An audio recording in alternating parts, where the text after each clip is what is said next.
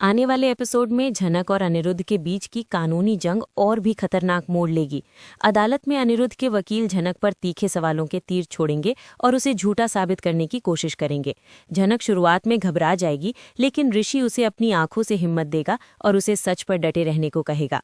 अनिरुद्ध अदालत में ये दावा करेगा कि उसने कभी झनक को नुकसान पहुंचाने की कोशिश नहीं की और ये सब उसे बदनाम करने की साजिश है।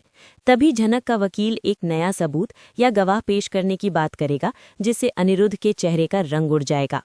अदिति ये सब तमाशा देखकर अंदर से टूट जाएगी और उसे समझ नहीं आएगा कि वो अपने पति का साथ दे या अपनी नैतिकता का। ऋषि और अदिति के बीच की दरार और भी गहरी हो जाएगी, जिससे परिवार दो हिस्सों में पूरी तरह बंट जाएगा।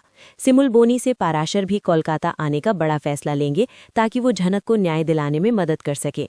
अनिरुद्ध को ये डर सताने लगेगा कि अगर उसका अतीत और नूतन के साथ उसका रिश्ता सार्वजनिक हुआ तो उसका सम्मान खत्म हो जाएगा।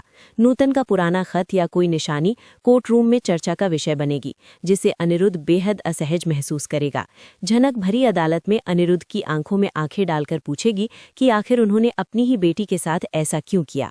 ये भावुक सवाल सुनकर पूरी अदालत में सन्नाटा छा जाएगा और जज भी झनक की बात को गंभीरता से सुनेंगे। तनुश्री और नीलू झनक को कोसना जारी रखेंगी, लेकिन झनक अब हार मानने के मूड में नहीं होगी।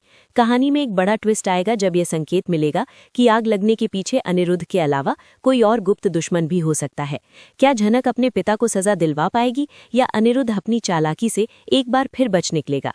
कोर्ट की कार्यवाही अगले दिन तक के लिए स्थगित हो जाएगी, जिससे दोनों पक्षों के बीच बेचैनी और तनाव बढ़ जाएगा। ऋषि झनक को भरोसा दिलाएगा कि वो उसे इंसाफ दिलाकर ही दम लेगा, चाहे उसे पूरी दुनिया के खिलाफ क्यों न खड़ा होना पड़े। अर्शी भी कोर्ट में कुछ ऐसा बयान दे सकती है जो अनिरुद्ध की मुश्किलों को कम करने के बजाय और बढ़ा देगा। झनक की ये लड़ाई अब सिर्फ उसकी अपनी नहीं, बल्कि उसकी दिवंगत मां नूतन के मान सम्मान की लड़ाई बन जाएगी। अगले एपिसोड में दर्शकों को भावनाओं, सस्पेंस और जबरदस्त ड्रामे का भरपूर तड़का देखने को मिलने वाला है।